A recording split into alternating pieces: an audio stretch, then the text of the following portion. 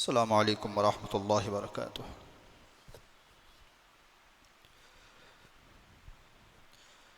अल्हम्दुलिल्लाह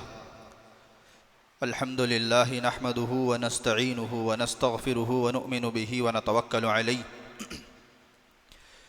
व नऊज़ु बिल्लाहि मिन शुरूरि अनफुसिना व मिन सय्यिआति अअमालिना मन यहदिहिल्लाहु फला मुज़िल्ल लहु व मन युज़्लिल्हु फला हादिय लहु व नशहदु अन ला इलाहा इल्लल्लाहु वहदहु ला शरीक लहु व नशहदु अन्न मुहम्मदन अब्दुहु व रसूलुहु व सल्लल्लाहु तबारक व तआला अलैहि व सल्लम तस्लीमन कसीरन कसीरा अम्मा बअद फ़अऊज़ु बिल्लाहि मिनश शैतानिर रजीम बिस्मिल्लाहिर रहमानिर रहीम इन्नद्दीन इंदल्लाहिल इस्लाम सदक़ल्लाहुल अज़ीम। हद्दसना अबुल यमानी क़ाल हद्दसना शुअैब अन ज़ुहरी क़ाल अख़बरनी हुमैद बिन अब्दिर्रहमान बिन औफ़ अन्न अबा हुरैरह रज़ियल्लाहु अन्हु क़ाल समिअतु रसूलल्लाहि सल्लल्लाहु अलैहि वसल्लम यक़ूल मन अनफ़क़ ज़ौजैनि मिन शैइन मिनल अश्याइ फ़ी सबीलिल्लाह दुइय मिन अबवाब यानी अल जन्नह या अब्दुल्लाह हादा खैर फमन काना मिन अहलि स्सलाति दुइय मिन बाबि स्सलाह वमन काना मिन अहलिल जिहादि दुइय मिन बाबिल जिहाद वमन काना मिन अहलि सदक़ति दुइय मिन बाबि सदक़ा वमन काना मिन अहलि सियामि दुइय मिन बाबि सियाम व बाबिर रय्यान फ़क़ाल अबू बकर रज़ियल्लाहु अन्हु मा अला हाज़ल्लज़ी युदआ मिन तिल्कल अबवाब मिन ज़रूरतिन वक़ाल हल युदआ मिनहा कुल्लिहा अहदुन या रसूलल्लाह क़ाल नअम व अर्जू अन तकून मिनहुम या अबा बकर औ कमा क़ाल अलैहिमुस्सलातु वत्तस्लीम। हर किस्म की तमाम तारीफ़ें सज़ावार हों उस खालिक़ कायनात पर जो तमाम जहानों का पालनहार है। दुरूद व सलाम हो ज़ात क़ुदसी वश्शियम साहिबुल जूद वल करम नबी अकरम सल्लल्लाहु अलैहि वसल्लम पर और आपकी आल और औलाद पर, तमाम सहाबा पर, ताबईन पर, तबे ताबईन पर, मुत्तबईन पर, तमाम औलिया अल्लाह पर। इसी तरीक़े से ये सिलसिला चलता रहे क़यामत तक के आने वाले तमाम मुसलमानों पर। मेरे मोहतरम अज़ीज़ दोस्तों, बुज़ुर्गों, नौजवान साथियों, अभी जो हदीस आप हज़रात के सामने तिलावत की गई, पढ़ी गई, ये एक जामे हदीस है। बहुत सारी चीज़ें जो है इस एक हदीस के अंदर हुज़ूर पाक अलैहिस्सलातु वस्सलाम ने जमा कर दी हैं। आज इसी हदीस की तशरीह पर बात होगी। बात थोड़ी गहराई की होगी, बारीकी की होगी। तवज्जो से सुनेंगे, गौर से सुनेंगे तो बात समझ में आएगी। आम तौर पर जो है दो लोग अगर गुफ्तगू कर रहे हैं, बातचीत कर रहे हैं, उस 5-10 मिनट की, 2 मिनट की गुफ्तगू के दौरान आदमी की तवज्जो पल भर के लिए भटकती है, तो फिर सामने वाले की बात समझ में नहीं आती है। ज़रा फिर से बताना आपने क्या कहा। इसी तरीक़े से जुमा का जो बयान होता है, हर कड़ी पिछली कड़ी से जो है जुड़ी रहती है। ज़रा सी भी तवज्जो भटकी फिर बात समझ में नहीं आती है। ये बुखारी शरीफ की हदीस है। हदीस नंबर जो है 3460 पर 6। इमाम बुखारी अलैहिर्रहमा ने इस हदीस को बाबु मनाक़िब अबी बकर रज़ियल्लाहु अन्हु, अबू बकर सिद्दीक़ रज़ियल्लाहु अन्हु के फ़ज़ाइल, आपके मनाक़िब, आपके मर्तबा जहाँ बयान किया गया है, वहाँ इमाम बुखारी अलैहिर्रहमा ने इस हदीस को बयान किया है। बड़ी प्यारी हदीस है, लेकिन अफसोस ये है कि बाज़ लोग इस हदीस पर ज़ौफ़ का हुक्म लगाते हैं कि हदीस ज़ौफ़ है, ज़ईफ़ है। एक तबक़ा आज ऐसा पैदा हो गया है, बड़ी बदकिस्मती की बात है कि कोई इल्म में गहराई नहीं, गिराई नहीं। इल्म की दक़ाक़त अल्लाह रब्बुल इज़्ज़त ने उनको अता नहीं फरमाई है। बस दो चार चीज़ें पढ़ ली, चंद औराख का मुताला कर लिया और अपने आप को जो है अल्लामा समझ बैठे। हालांकि कोई हदीस जब बयान की जाती है तो उसके एक एक रावी पे नज़र डाली जाती है। रावी कहते हैं जो हदीस बयान करने का जो सिलसिला, जो कड़ी होती है, एक एक बयान करने वाले उस्ताद को, उलमा को, सहाबा को, ताबईन को देखा जाता है, परखा जाता है, समझा जाता है। अब यहाँ पर देखिए, इमाम बुखारी अलैहिर्रहमा ने अपने उस्ताद अबुल यमान से हदीस को बयान की।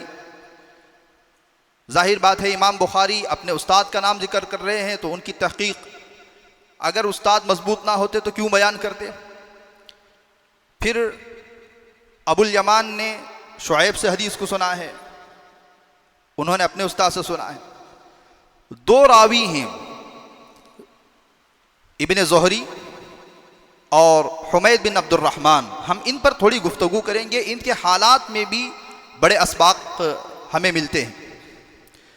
ये जो हदीस को बयान करने वाली जो कड़ी है इमाम बुखारी अलैहिर्रहमा के बाद में, इसमें एक आते हैं इमाम ज़ुहरी, बड़े पाए के ताबई हैं, बड़ा अल्लाह ने इनको इल्म अता फरमाया था। इमाम मालिक रहमतुल्लाह अलैह के उस्ताद हैं, इमाम अबू हनीफा, इमाम अहमद बिन हम्बल, इमाम शाफई, इमाम मालिक अलैहिर्रहमा जो है मदीने के बड़े मुहद्दिसीन में इमाम मालिक अलैहिर्रहमा का शुमार है, बड़े पाए के अल्लाह वाले हैं। आज भी अरब उलमा जो है इमाम मालिक रहमतुल्लाह अलैह का नाम सुनते हैं तो दुआएं देते हैं, कदर करते हैं। ये इमाम मालिक के उस्ताद हैं। इमाम मालिक अलैहिर्रहमा कहते हैं कि इब्ने ज़ुहरी ये रसूलुल्लाह सल्लल्लाहु अलैहि वसल्लम का आखिरी ज़माना पाया है। जब तक कि आप बड़े हुए हुज़ूर पाक अलैहिस्सलातु वस्सलाम दुनिया से पर्दा फरमा चुके थे, मदीने के थे। इमाम ज़ुहरी मुंतकिल होकर के मुल्क शाम चले गए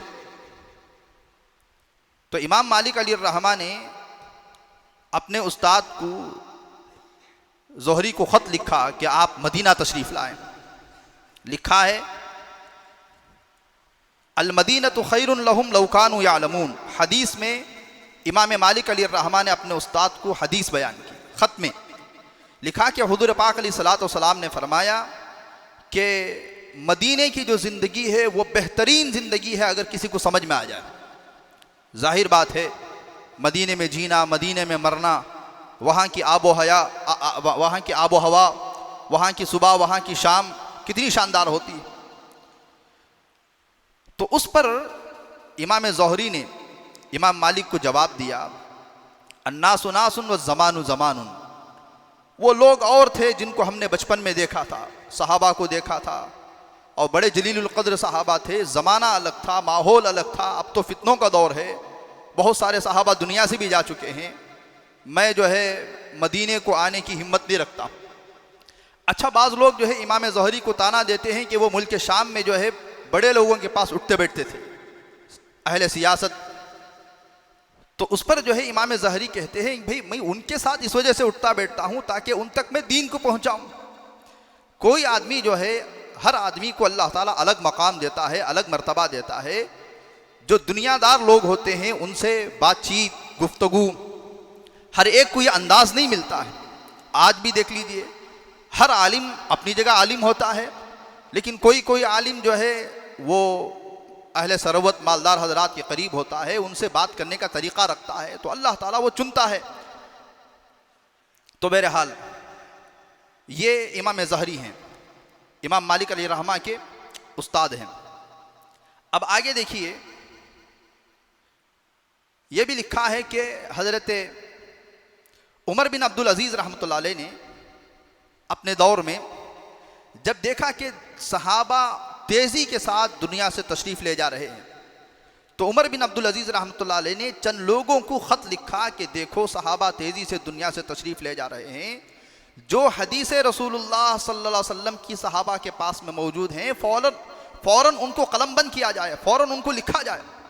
वरना जो है इसी तरीके से उलमा सहाबा अगर दुनिया से चले जाएं तो हदीस का बहुत बड़ा ज़ख़ीरा जो है ख़त्म हो जाएगा और हम खो बैठेंगे।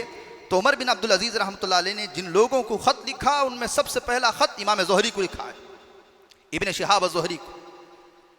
इसी तरीके से उमर बिन अब्दुल अजीज़ रहमतुल्लाह अलैह ने अबू बकर बिन मोहम्मद बिन आमिर बिन हज़म, ये मदीने के थे, इनको भी ख़त लिखा। यहया बिन सईद अल अंसारी, इनको भी ख़त लिखा। सईद इब्न मुसय्यब पाए के ताबई हैं, फ़ज़ाइल अमाल में भी इनके वाक़यात लिखे हुए हैं। उमर बिन अब्दुल अजीज़ ने इनको भी ख़त लिखा।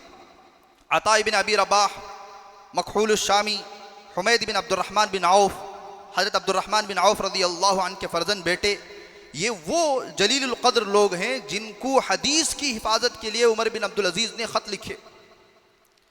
मैं बताना ये चाह रहा हूँ कि इब्न शिहाब जो ज़ोहरी हैं वो कोई छोटे आदमी नहीं हैं।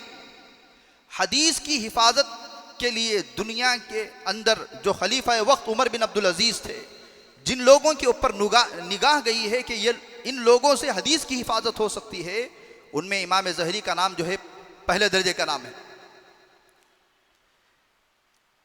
इमाम ज़हरी ने जो हदीस बयान की है वो हुमैद बिन अब्दुर्रहमान बिन औफ़, अब्दुर्रहमान बिन औफ़ रज़ियल्लाहु अन्हु पाए के सहाबी हैं। रसूलुल्लाह सल्लल्लाहु अलैहि वसल्लम ने अपनी ज़िंदगी में मुतअद्दिद बार, कई बार ऐसा हुआ कि अब्दुर्रहमान बिन औफ़ रज़ियल्लाहु अन्हु को दुनिया में जन्नती होने की बशारत दी। बदर के मौके पर आपकी जो टांग थी, आपका जो पैर था, वो भी ज़ख्मी हुआ, पैर थोड़ा सा छोटा भी हो गया था। हुज़ूर पाक अलैहिस्सलातु वस्सलाम बहुत कदर किया करते थे। आखिरी वक्त था जब आप हुज़ूर पाक अलैहिस्सलातु वस्सलाम मर्ज़ुल वफ़ात में मुब्तला हो गए, तो अब्दुर्रहमान बिन औफ़ रज़ियल्लाहु अन्हु ने वक्त लेकर के, मेरी इस बात को तवज्जो से सुने, अब्दुर्रहमान बिन औफ़ रज़ियल्लाहु अन्हु ने हुज़ूर पाक अलैहिस्सलातु वस्सलाम से वक्त लेकर के खिदमत में हाजिर हुए। मर्ज़ुल वफ़ात, आखिरी के 2-4 दिन नबी करीम सल्लल्लाहु अलैहि वसल्लम के दुनिया से जाने से पहले आकर के बैठे हैं, तो देखा रसूलुल्लाह सल्लल्लाहु अलैहि वसल्लम बहुत परेशान है, चेहरे पे परेशानी है। समझ गए, पूछा या रसूल अल्लाह, ऐसी कौन सी चीज़ है जो आपको परेशान कर रही है? आप किसी वजह से परेशान हैं? तो हुज़ूर पाक अलैहिस्सलातु वस्सलाम ने अब्दुर्रहमान बिन औफ़ रज़ियल्लाहु अन्हु को फरमाया, जी हाँ। कहा, क्या परेशानी है? क्या आप ये सोच रहे हैं कि आपके बाद आपकी अज़वाज का, उम्महातुल मोमिनीन का क्या होगा? मालूम होना चाहिए रसूलुल्लाह सल्लल्लाहु अलैहि वसल्लम के आखिरी दौर में भी बहुत फुतूहात हुई हैं, बहुत माल आया है, लेकिन आखिरी के अय्याम जब रसूलुल्लाह सल्लल्लाहु अलैहि वसल्लम दुनिया से तशरीफ़ ले गए हैं, आपके घर में चिराग जलाने के लिए तेल नहीं था, बाजू यहूदी के घराने से कर्ज लिया गया था तेल। जाहिर बात है जब कुछ भी नहीं है, तो हुज़ूर पाक अलैहिस्सलातु वस्सलाम ने फरमाया, हाँ मुझे इस बात का, यानी इस बात की मुझे फ़िक्र है कि मेरे बाद जो है मेरी बीवियों का, यानी उम्महातुल मोमिनीन का क्या होगा। तो फ़ौरन अब्दुर्रहमान बिन औफ़ रज़ियल्लाहु अन्हु ने फरमाया, या रसूल अल्लाह, आप मुतमईन रहे, मदीने में फ़ुलां जगह पर जो मेरा बाग है, वो मैं बाग आपकी अज़वाज के लिए, उम्महात के लिए वक्फ़ करता हूँ। जब तक उम्महात जिंदा होंगी, एक भी उम्मुल मोमिनीन जिंदा होंगी, उस बाग में से उनको हिस्सा जाता रहेगा। अब जिंदगी भर उनको एक पाई की भी जो है फिक्र करने की ज़रूरत नहीं है। रसूलुल्लाह सल्लल्लाहु अलैहि वसल्लम का चेहरा खिल गया। आपने दुआ दी कि ऐ अल्लाह, अब्दुर्रहमान बिन औफ़ को जन्नत के सलसबील में से तू पानी पिलाना। बड़े पाए के साहबी हैं। हदीस की मैं अभी सनद पे बात कर रहा हूँ, अभी हदीस पे नहीं आया। इसी तरीके से अब्दुर्रहमान बिन औफ़ रज़ियल्लाहु अन्हु के जो बेटे हैं, फर्जन, ये उम्मुल मोमिनीन हज़रत आयशा रज़ियल्लाहु अन्हा से मुलाकात करने के लिए एक मरतबा आए। बहुत देर तक इल्मी गुफ्तगू होती रही। तो हज़रत आयशा रज़ियल्लाहु अन्हा ने भी फरमाया कि अल्लाह ताला तुम्हें और तुम्हारे ख़ानदान को जन्नत के सलसबील से पानी पिलाए। तो हज़रत हुमैद ने फरमाया, उम्मुल मोमिनीन, इतनी बड़ी दुआ आप मुझे क्यों दे रही हैं? तो हज़रत आयशा रज़ियल्लाहु अन्हा ने फरमाया, मैं क्यों आपको वो दुआ ना दूँ जो दुआ आखिरी मौके पर, आखिरी वक्त पर रसूल करीम अलैहिस्सलातु वस्सलाम ने तुम्हारे वालिद को दी थी। फिर ये वाक़या बयान फरमाया। यहाँ से एक सबक भी मिलता है। बाज़ लोग दुनिया के अंदर बहुत ज़्यादा मुतवक्किल होते हैं, अल्लाह पर तवक्कुल करने वाले होते हैं, तो वो कहते हैं कि भी जोरू बच्चे वो जैसे चाहे जी लेंगे। बताइए, रसूल करीम अलैहिस्सलातु वस्सलाम से ज़्यादा अल्लाह पर तवक्कुल किसका हो सकता है? लेकिन आखिरी मौके पर, आखिरी दिनों में आपके चेहरे पर हज़रत अब्दुर्रहमान बिन औफ़ रज़ियल्लाहु अन्हु ने आपकी पेशानी से परख करके, समझ करके आपसे पूछा कि क्या आप अपने बाद अपनी बीवियों के बारे में मुतफक्किर हैं, फिक्रमंद हैं, तो शरीयत और दीन सही तरीके से समझना ये भी हमारी बहुत बड़ी जिम्मेदारी होती है। हम अपनी मनमानी से, हम अपने मिजाज से दीन को समझेंगे, ये कैसे मुमकिन हो सकता है? अल्लामा इब्न तैमिया रहमतुल्लाह अलैह मजमूउल फतावा में ये बात लिखी हुई है। एक मरतबा एक बड़े आलिम थे कोई, उनके बेटे का इंतकाल हो गया, तो अल्लामा इब्न तैमिया रहमतुल्लाह अलैह जो है उनकी ताज़ियत के लिए गए।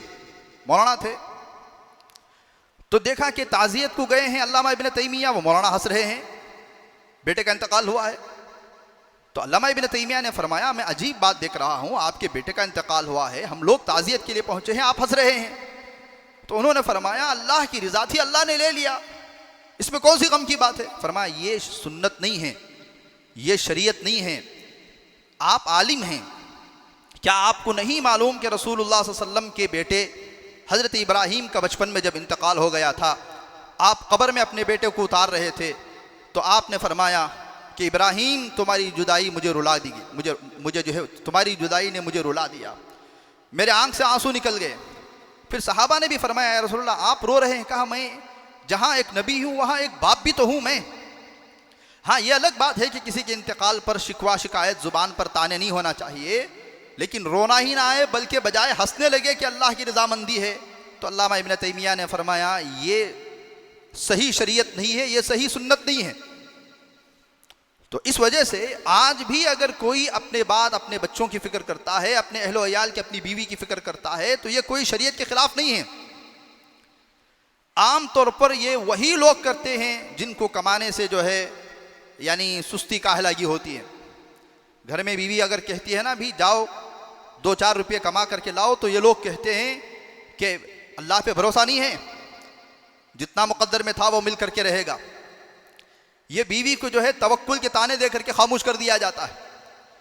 ये तवक्कुल नहीं है। तवक्कुल क्या है? आप सुबह निकलो घर से, शाम तक मेहनत करो, अगर शाम तक मेहनत करने के बावजूद जो है कुछ हासिल ना हुआ, कुछ मिला नहीं, अब कहना कि हम अल्लाह पे भरोसा करते हैं, हम अल्लाह के हवाले करते हैं। एक आदमी दुकान में बैठता ही नहीं है, काम को जाता ही नहीं है, मेहनत करता ही नहीं है, लेकिन कहता यह है कि यहाँ मुक़द्दर में जो है वो मिल जाएगा। वो कहाँ से मिलेगा? घर बैठे थोड़ी मिलेगा। तो बहरहाल मैं हदीस की जो रावियों के जो हालात हैं उसको बयान फरमा रहा था। तो सही जो शरीयत का तरीक़ा है, इंसान को उस पर अमल करना चाहिए। मुजद्दिद अल-फ़सानी रहमतुल्लाह अलैह अपने मकतूबात में लिखते हैं कि एक ज़माना मेरे पर ऐसा गुज़रा। मुजद्दिद अल-फ़सानी रहमतुल्लाह अलैह जिन्होंने हिंदुस्तान के अंदर इनकलाब बर्पा किया है, बड़े जय्यद आलिम हैं, सरहिंद में हज़रत का मज़ार भी है, अल्लाह ने जाना मुक़द्दर फरमाया। तो हज़रत लिखते हैं, एक ज़माना ऐसा गुज़रा मेरे पर कि अगर खुशी के हालात आते तो खुशी ही नहीं होती थी, गम के हालात आते तो गम नहीं होता था। तो बिल आखिर एक दिन मुझे शरे सदर हुआ कि ये मेरे अंदर कोई कमी है। मैंने अल्लाह रब्बुल इज़्ज़त से रो रो करके दुआ मांगी कि ए अल्लाह, तू ये मेरी कैफियत बदल दे। अब अल्लाह का शुक्र है कि खुशी के हालात आते हैं तो खुश होता हूँ, गम के हालात आते हैं तो गमज़दा होता हूँ। मतलब क्या है? खुशी के हालात आए तो खुश होना, गम के हालात आए तो गम होना, ये नेचर है, ये कोई शरीयत के ख़िलाफ़ नहीं है, ये उसूलों के ख़िलाफ़ नहीं है। अलबत्ता ज़्यादा फुदकना नहीं चाहिए। लिकई ला तअसौ अला मा फातकुम वला तफ़रहू बिमा आताकुम। कोई चीज़ आ गई तो घमंड में फुदकते फिर ले, और कोई चीज़ चले गई तो सर पटकना शुरू कर दिए, ये नहीं होना चाहिए। हल्की फुल्की खुशी का इजहार, गम का इजहार जो है ये शरीयत हमें सिखाती है। अब देखिए, फरमाने लगे, अब्दुर्रहमान बिन औफ रज़ी अल्लाहु अन्हु ने अबू हुरैरा रज़ी अल्लाहु अन्हु से सुना है, समीअतु रसूलुल्लाह सल्लल्लाहु अलैहि वसल्लम यक़ूल मन अनफ़क़ ज़ौजैन मिन शैइन मिनल अशियाइ फ़ी सबीलिल्लाह दुइया मिन अबवाब यानी अल जन्नह। अगर कोई शख्स 2 चीज़ों को खर्च करता है, एक ही किस्म की, 2 रुपये खर्च कर दिया, 2 कपड़े खर्च कर दिया, 2 चाय के कप किसी को दिला दिया, 2 चीज़ें जोड़ा, 2 आईना, 2 चश्मा किसी को दिला दिया, 2 घड़ियाँ किसी को दे दी, और हर चीज़ जोड़ा जोड़ा अगर कोई खर्च करता है अल्लाह के रास्ते में, दुइया मिन अबवाबिल जन्नह, तो वो जन्नत के दरवाज़ों से बुलाया जाएगा। आगे उसकी तशरीह है, फमन काना मिन अहली सलाती दुइया मिन बाबिस सला, जो दुनिया में नमाजी होंगे, नमाज पढ़ना उनकी आदत होगी, नमाज से ज़्यादा मोहब्बत होगी, नमाज से ज़्यादा शौक़ होगा। देखिए, हर बंदे की इबादत का ज़ौक़ अल्लाह ने अलग रखा है। किसी को रोज़ों में शौक़ है, किसी को बाहर खर्च करने में शौक़ है, किसी को नमाज में शौक़ है, किसी को जिहाद में शौक़ है, किसी को अल्लाह के रास्ते में कट मरने पे शौक़ है। तो हर इंसान के हर बंदे का ज़ौक़ अल्लाह रब्बुल इज़्ज़त ने इबादत का अलग अलग रखा है। फरमाया कि अगर कोई दुनिया में नमाज से ज़्यादा उसका ताल्लुक़ रहा, कसरत से नमाज़ें पढ़ने वाला, मस्जिद से जुड़ा हुआ, नवाफिल पढ़ने वाला, अल्लाह ताला जन्नत में बाबुस्सलाह से बुलाएगा। हरम जाएंगे आप तो वहाँ पर गेटों के नाम हैं, फलां गेट, फलां गेट, फलां गेट, फलां गेट। तो जन्नत के भी दरवाज़ों के अपने अपने नाम हैं। अलबत्ता और जो है, जो आदमी रोज़े से ज़्यादा उनको शौक़ था, रोज़े बहुत ज़्यादा रखते थे, अल्लाह ताला उसे रोज़ों के दरवाज़े से बुलाएगा। ये अल्लाह ताला, देखिए अजीब चीज़ है, इंसान अपनी ज़िंदगी में जिस शौक़ के साथ जुड़ा हुआ होता है, अल्लाह ताला उसकी लाज कल आखिरत में भी रखते हैं। दाऊद ताई अलैहिर्रहमा बहुत बड़े अल्लाह वाले गुज़रे हैं। हज़रत के बारे में किसी ने लिखा कि हज़रत दाऊद ताई रहमतुल्लाह अलैह हमेशा अपनी ज़िंदगी में दुआ करते थे कि ऐ अल्लाह, मुझे नमाज बड़ी प्यारी लगती है, नमाज मुझे दिल को लगती है, बड़ा मज़ा आता है नमाज में। ऐ अल्लाह, आलम बरज़ख में, कब्र के अंदर भी मुझे नमाज पढ़ने की तौफीक अता फरमा। तो एक मरतबा बारिश की वजह से या बगल वाली कोई खबर खोद रहा था, तो दाऊद ताई रहमतुल्लाह अलैह की जो है कब्र की मिट्टी थोड़ी सी गिर गई। तो देखा कि आप अंदर खड़े नमाज पढ़ रहे हैं। वो डर के मारे भागा, फ़ौरन उनकी बीवी के पास आए, कहने लगा कि मैंने देखा है तुम्हारे शौहर को, हज़रत दाऊद ताई को, पिछले ज़माने में कब्रिस्तान छोटे छोटे होते थे, आजकल बड़े बड़े कब्रिस्तान हो गए हैं, लोगों की इतनी ज़्यादा आबादी भी नहीं होती थी, तो मैंने देखा कि वो कब्र में नमाज़ पढ़ रहे थे। तो उनकी बीवी ने फरमाया कि हाँ, हमने देखा कि वो हर रोज़ तहज्जुद में अल्लाह से दुआ करते थे कि ऐ अल्लाह, मुझे नमाज बहुत प्यारी लगती है, तो कब्र के अंदर भी मुझे जो है नमाज पढ़ने की तौफीक अता फरमा। अलबत्ता उलमा ने लिखा है, इंसान को जब मौत आती है वहाँ से सवाब का सिलसिला बंद हो जाता है। कब्र में अगर अल्लाह ने किसी को नमाज पढ़ने का मौका दिया, उसका सवाब नहीं, उनकी चाहत की बुनियाद पर, उनके शौक़ की बुनियाद पर, उनके ज़ौक़ की बुनियाद पर अल्लाह रब्बुल इज़्ज़त ने उनके लिए तौफीक अता फरमाई है। ऐसी मिसालें और भी मिलती हैं। अबू बकर बिन मुजाहिद रहमतुल्लाह अलैह, जिन्होंने ये जो सातों क़िरातें हैं ना, सबा क़िरात सबसे पहले जमा किया था, अबू बकर बिन मुजाहिद रहमतुल्लाह अलैह। तो अबू बकर बिन मुजाहिद रहमतुल्लाह अलैह को किसी ने इंतकाल के बाद ख्वाब में देखा कि आप कब्र में कुरान पढ़ रहे हैं। तो उन्होंने पूछा कि हज़रत, कब्र में तो कोई इबादत नहीं है।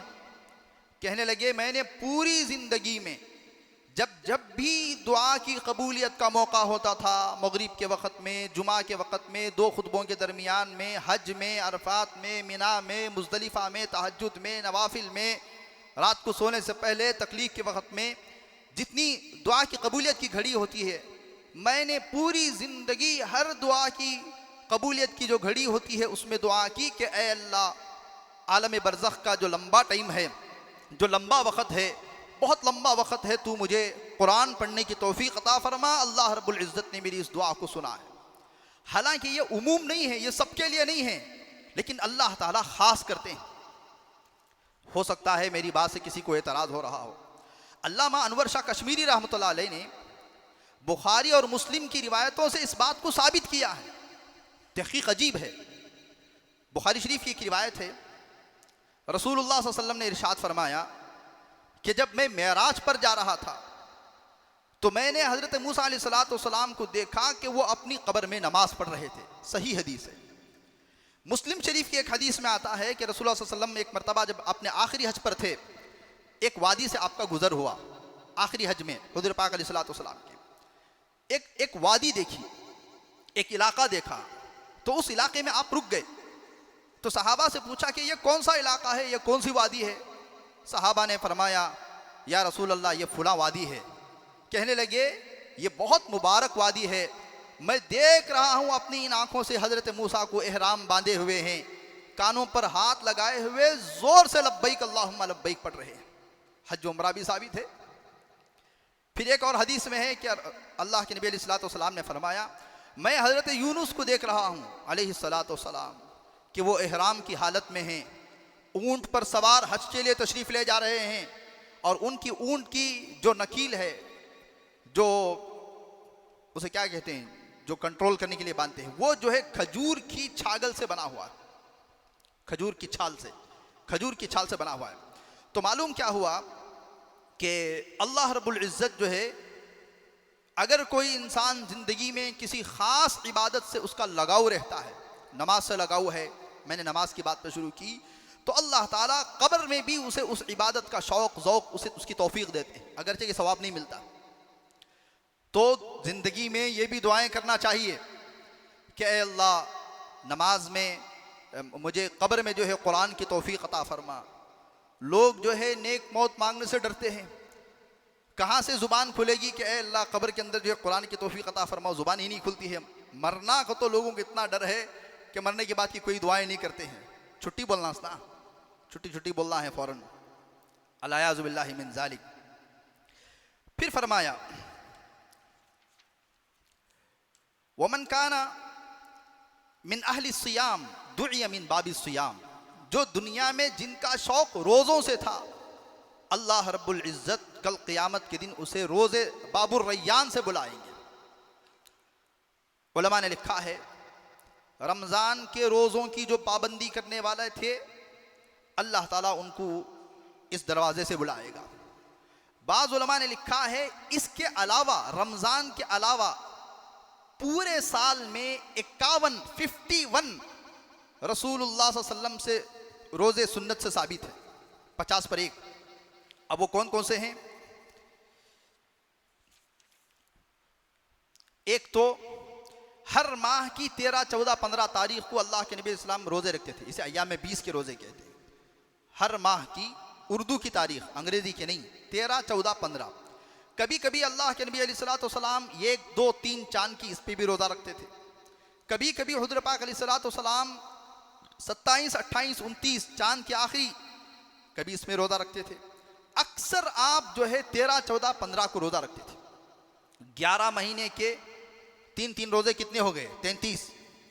11 महीने है ना, रमज़ान तो छोड़ दीजिए, ये 33 रोज़े सुन्नत से साबित हो गए। इसके अलावा ज़िलहज के 9 रोज़े 42 हो गए। इसके अलावा जो है 15वीं शाबान का रोज़ा 40 पर 3 हो गए। शव्वाल के 6 रोज़े 49 हो गए।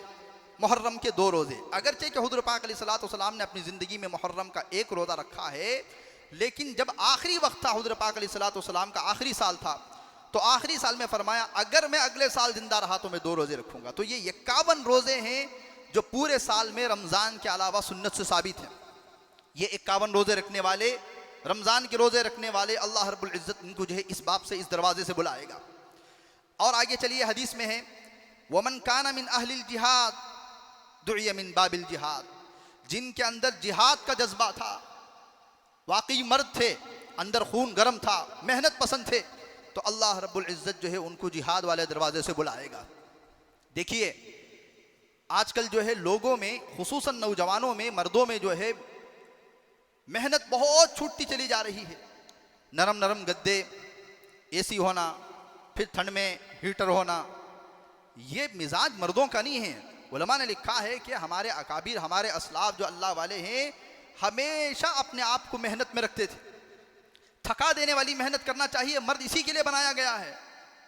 हज़रत उमर रज़ी अल्लाह अन्हु खलीफा वक्त हैं।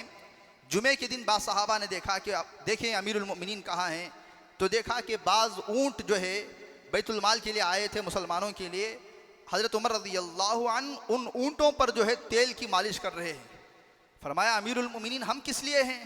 आप खलीफा वक्त हैं और 22 लाख मुरब्बा मील पर आप जो है वाहिद खलीफा हैं, आप जो है ऊँटों की मालिश कर रहे हैं और इतना थका देने वाला काम कर रहे हैं। हज़रत उमर रज़ी अल्लाह अन्हु ने फरमाया देखो, हमारा जो ख़ानदानी काम था, जो आबा और अजदाद वाला जो मेहनतों वाला काम था, हमें इससे पीछे नहीं हटना चाहिए। अबू उबैदा बिन जर्राह रज़ी अल्लाहु अन्हु जब एक जिहाद के लिए जा रहे थे तो उमर रज़ी अल्लाहु अन्हु ने ख़त लिखा, देखो सख्त गर्मी में सहाबा को मोटा लिबास पहना करके पैदल चलवाना, कहीं ऐसा ना हो कि ये कल का दिन जो है आराम और आसाइश के आदी होकर के जिहाद से पीछे हटना शुरू हो जाए। उनको गर्मी में, आप सहाबा से मालूम कर लीजिए, बड़ी अजीब बात आपको हजरात सहाबा से मिलेगी। मुतअद्दिद सहाबा से, कई सहाबा से पूछा कि आपकी ज़िंदगी में तुम्हें क्या पसंद है, तो कहने लगे मुझे गर्मी के रोज़े पसंद है। तो बाद सहाबा ने फरमाया मुझे सर्दियों की रात में रात को खड़ा होना, नमाज पढ़ना पसंद है। गर्मी की रात में इबादत आसान होती है, सर्दियों में दिन का रोज़ा आसान होता है, लेकिन यहाँ उल्टा बयान फरमाया। यही ज़िंदगी, यही तर्ज हमारे अकाबिर के अंदर भी रही। हुसैन अहमद मदनी रहमतुल्लाह अलैह बड़े जरीक, बड़े बहादुर, बड़ी ज़बरदस्त अल्लाह रब्बुल इज़्ज़त ने हिम्मत अता फरमाई थी। हज़रत के बारे में आता है, मैं अपनी बात को समेट रहा हूँ। एक मरतबा हज़रत ट्रेन में, रेल में सफ़र कर रहे थे, बगल में हज़रत ज़करिया साहब रहमतुल्लाह अलैह जिन्होंने किताब लिखी है फ़ज़ाइल अमाल, हज़रत बैठे हुए थे। तो हज़रत ने पूछा, हज़रत ज़करिया साहब रहमतुल्लाह अलैह ने हुसैन अहमद मदनी रहमतुल्लाह अलैह को, हज़रत कहाँ तशरीफ़ ले जा रहे हैं? तो हज़रत ने फरमाया थाने जा रहा हूँ, पुलिस स्टेशन। तो फ़ौरन हज़रत ज़करिया साहब ने फरमाया हज़रत आप थाने क्यों जा रहे हैं? छोड़िए ना ये लड़ाई झगड़े, कौन इनके पीछे पड़ता है, कौन थाने जाते हैं, कौन पुलिस स्टेशन जाते हैं। तो हज़रत हुसैन अहमद मदनी रहमतुल्लाह ने फरमाया देखो दुनिया में बाज़ मामलात ऐसे आ जाते हैं जिसमें हर इंसान को जो है मामला कभी सख्ती से लेना पड़ता है। अगर कोई थाने जा रहा है, पुलिस स्टेशन जा रहा है, वो आलिम की भी ज़रूरत पड़ सकती है। वो अब देखिए हज़रत हुसैन अहमद मदनी रहमतुल्लाह अलैह कह रहे हैं, कहने लगे मुझे ताज्जुब होता है उन उलमा पर जो उलमा जो है पुलिस स्टेशन का नाम लेकर के घबरा जाते हैं। फिर आपने दारुल उलूम देवबंद के मोहतमीम हज़रत शेख अजीज़ुर रहमान साहब, इनका जिक्र फरमाया। हुसैन अहमद मदनी रहमतुल्लाह अलैह ने फरमाया दारुल उलूम देवबंद के मोहतमीम मेरे दोस्त अजीज़ुर रहमान जो हैं, इन्होंने एक तलाक़ का मसला बयान किया था, तो अंग्रेज़ ने थाने बुला लिया था। तो हज़रत मौलाना अजीज़ुर रहमान साहब जो है बुखार से बिस्तर पर चले गए थे। फिर हज़रत हुसैन अहमद मदनी रहमतुल्लाह अलैह ने तसल्ली दी कि हज़रत आप थाने से इतना डरते क्यों हैं? नहीं, मेरी बात का खुलासा ये है कि मर्द मुजाहिदे के लिए, सख्ती के लिए, जुर्रत के लिए, बहादुरी के लिए, इन सारी चीज़ों से टक्कर लेने के लिए पैदा हुआ है। फार्म की मुर्गी बन जाना, और हमें मामला ज़िंदगी में जो सिचुएशन होती है उस सिचुएशन में वो मामले से मर्द को जो है टकराना चाहिए, तो मेहनती बनना। यही आखिरी ये जो बात है इसमें इस बात में बताया गया कि मर्द हजरात को मेहनत कश होना चाहिए। ज़रा जिस्म थक जाए, और मैं आखिरी वाक़या हज़रत हुसैन अहमद मदनी रहमतुल्लाह अलैह का कह करके मैं अपनी बात को ख़त्म करूँगा। हज़रत ज़करिया साहब कहते हैं आखिरी हज था हज़रत हुसैन अहमद मदनी रहमतुल्लाह अलैह का, 80 साल की उम्र थी। आप हज से वापस आए, ट्रेन से आप कराची में उतरे, आपने सामान उतार दिया, यह सामान आपने देवबंद भेज दिया। आप फ़ौरन जो है सहारनपुर की ट्रेन में हज़रत ज़करिया साहब रहमतुल्लाह अलैह की मुलाकात के लिए एक प्लेटफार्म से दूसरे प्लेटफार्म पहुंचना था। ट्रेन निकल गई थी, मैंने देखा 80 साल की उम्र में हज़रत हुसैन अहमद मदनी रहमतुल्लाह अलैह को लोग लिखते हैं कि चलती हुई ट्रेन पर के जो दौड़ करके सवार हो गए 80 साल की उम्र में। आज हमारे यहाँ जो है 40 साल में शुगर आ रही है, और 40 पर 5 साल में जो है बुढ़ापे की हालत आ रही है। फिर कहते हैं हज के सफ़र से वापसी है, रात में सहारनपुर में मज़ाहिरुल उलूम में हज़रत ज़करिया साहब की खिदमत में आए, पूरी रात हज़रत से बातचीत करते रहे, गुफ्तगू करते रहे। सुबह देवबंद पहुँचे, देवबंद पहुँच करके तलबा के सामने कहा कि 1 घंटे 1.5 घंटे में आता हूँ। आधा घंटा सोए हैं, गुस्ल फरमा करके हदीस के दर्स के लिए तशरीफ़ लाए।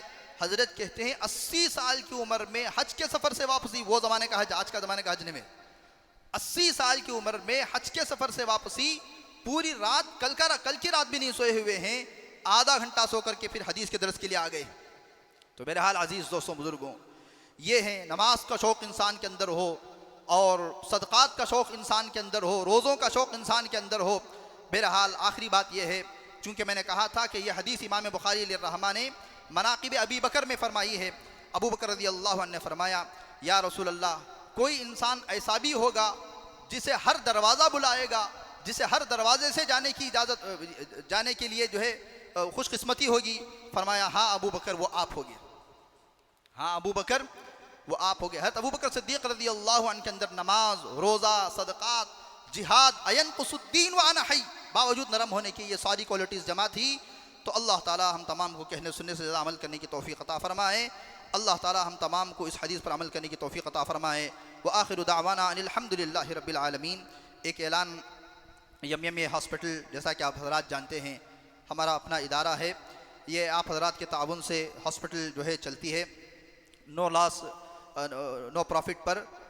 इस महीने जो है जो इनकम हुई है वो 26,90,000 पर 1,550 पर 2 रुपये है, लेकिन जो खर्च हुआ है वो 27,06,000 रुपये है। अभी जो है 14,440 पर 8 रुपये ये मस्जिद के ताउन से ही मुकम्मल किए जाते हैं। जो टोटल जो पेशेंट हैं जिन्होंने अपना इलाज करवाया है, तकरीबन 3,500 पेशेंट जो है अपना इलाज इस महीने में करवाए हैं। आप तमाम हज़रात से गुजारिश की जाती है कि जाते हुए ज़्यादा से ज़्यादा ताउन फरमाएँ। अल्लाह ताला तमाम को आफियत के साथ ज़िंदगी गुज़ारें।